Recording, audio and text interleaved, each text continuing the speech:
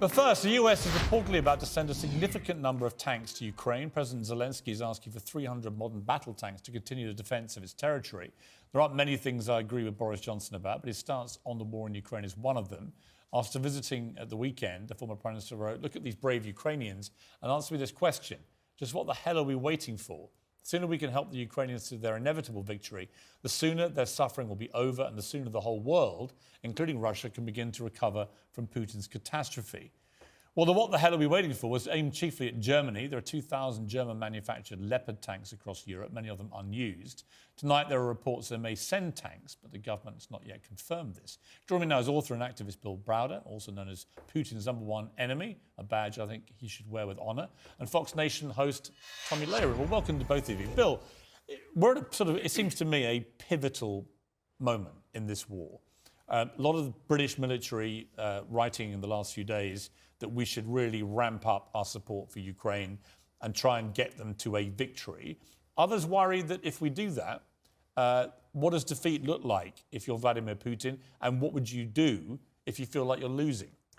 Well, first of all, we need to understand that there are only two outcomes to this war. Either Russia wins, which would be a total and terrible disaster because they'd be at Estonia next and then we'd be fighting Russia directly, or Ukraine wins. There is not going to be a negotiated settlement in the middle. Are we past that stage of negotiation? There never was a stage of negotiation. Because Ukraine won't give up an inch of territory, and they want the territory back that's been taken. And you should understand that Putin, if he were to show any sign of weakness to the Russian people, any conciliation, any compromise, he would lose power. And if Putin loses power, he goes to jail, he loses his money, and he dies. What about the risk that some people have, and some very smart people have, that if cornered, and if he really believes he's going to lose and be humiliated, probably lose his job and his life, that he might start playing around with tactical nuclear weapons? Well, first of all, I should point out that there's no chance that he'll play around with nuclear weapons, sending them to London or Germany or Washington. He understands full well that if he does that, there will be mutually assured destruction. That's the reason why nobody has done nuclear war. What if he before. used a tactical weapon on the battlefield against Ukraine? So what does that do for him? Does he win the war with that? No. Does he, all the Indians and Chinese and South Africans and all these people who are supporting him will abandon him. NATO is not going to sit back and say, oh, okay, you can just do nuclear weapons. They'll probably sink the Black Sea fleet, turn off the electricity grid via whatever in Russia. And so Putin will have set off a nuclear weapon, alienated himself, become more isolated than North Korea, and still not won the war. That would probably be the end of Putin. He understands that. OK, Tomi Lahren, I don't understand why any rational human being would not want to see Putin lose this war and Ukraine win it. Just basically because if we let Russia win, where does this murderous barbarian stop? Yeah, no, and I understand that, and I think that the world would agree with you on that point. However, as an American, I will say this. We have our own border to protect, and there are a lot of Americans, myself included, who are really sick and tired of sending billions and billions of dollars to Ukraine to prop up their war effort. We don't see an end in sight. Now, I understand your previous guest, and you discuss how, yes, there's only two outcomes here. Well, I think a lot of Americans are hopeful that there is a third outcome, that there is some kind of a diplomatic process that can take place. But I'll tell you this, while we've got 5 million plus illegal immigrants surging our southern border, we're really sick and tired of fronting the Ukrainian war effort. You say that, Tomi. We don't see an end in sight. We are not ready to put boots on the ground and fight that war. OK, but 57% of Americans support the war in Ukraine. 64% in a new YouGov CBS poll said they wanted their representatives to support US aid to Ukraine. It looks to me like the majority of Americans don't agree with you, actually. They want to continue this because... And I'm actually, I've got to be honest with you, I am staggered to hear Republican voices in America who look at Vladimir Putin, the old enemy, doing barbaric things in Europe and don't think that the right thing to do is to help Ukraine win this war. I don't understand why Republicans have suddenly got soft on dictators. What's the matter with you?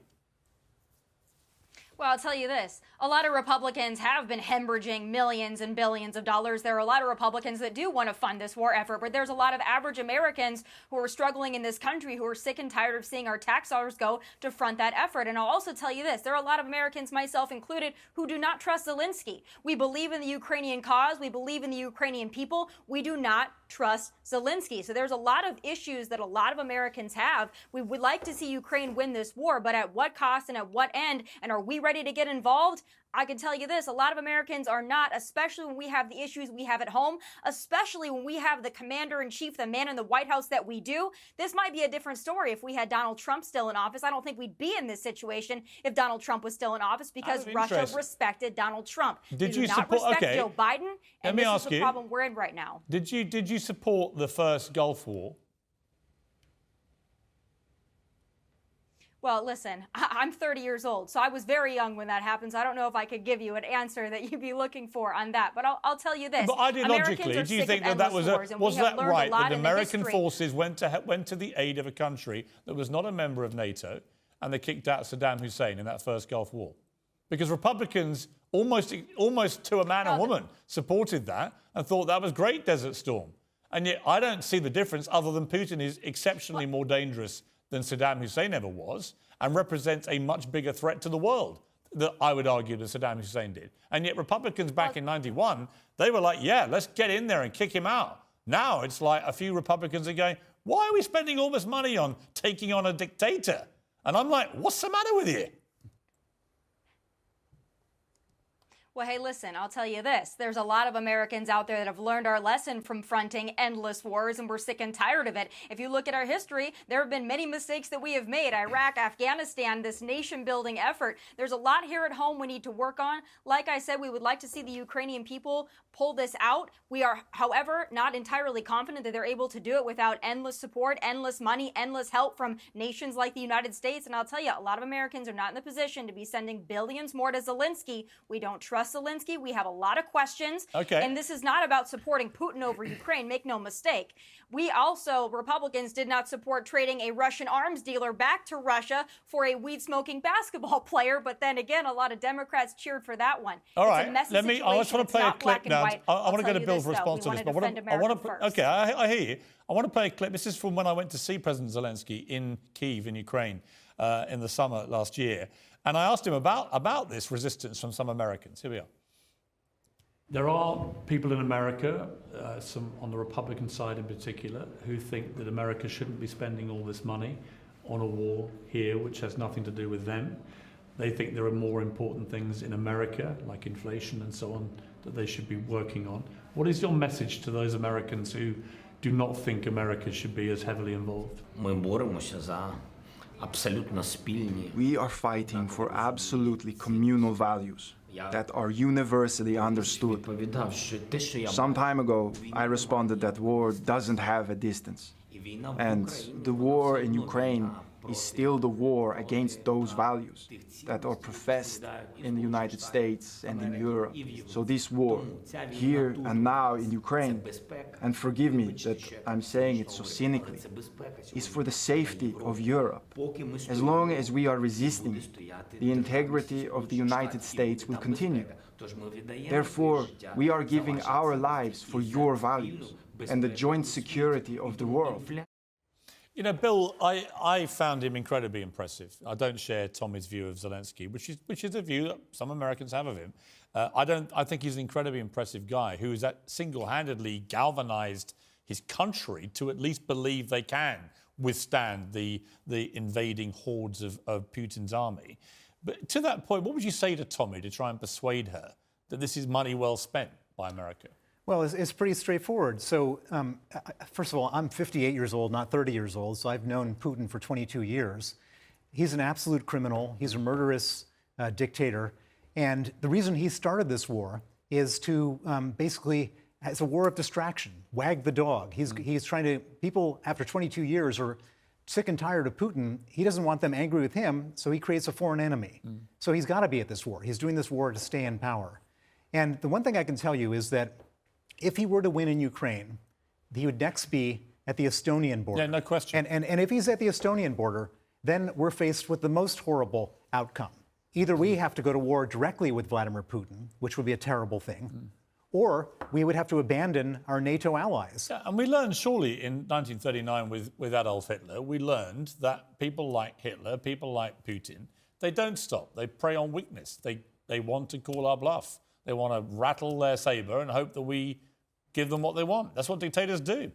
So Putin absolutely enjoys the fact that we're all sort of arguing among ourselves. Yeah. But I should also point out that the view that she was expressing is an extreme minority view. I work with Republicans and Democrats in Washington, and the vast, vast majority of Republicans understand that it's in America's national security interest not to have Putin take over the European Okay, well, continent. final word to Tomi. You're an extreme minority.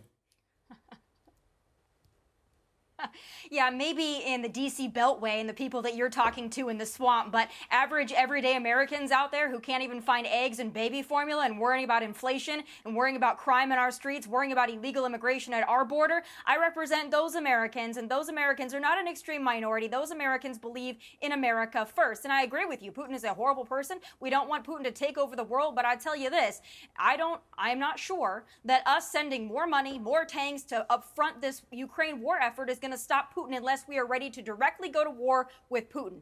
I don't think a lot of Americans are going to be in that boat and in that camp. All right. Tomi, you've made your point loud and clear, and very well for an extreme minority, I must say. Good to have you on the programme. Bill Browder, great to have you here in the studio. Thank you very much indeed.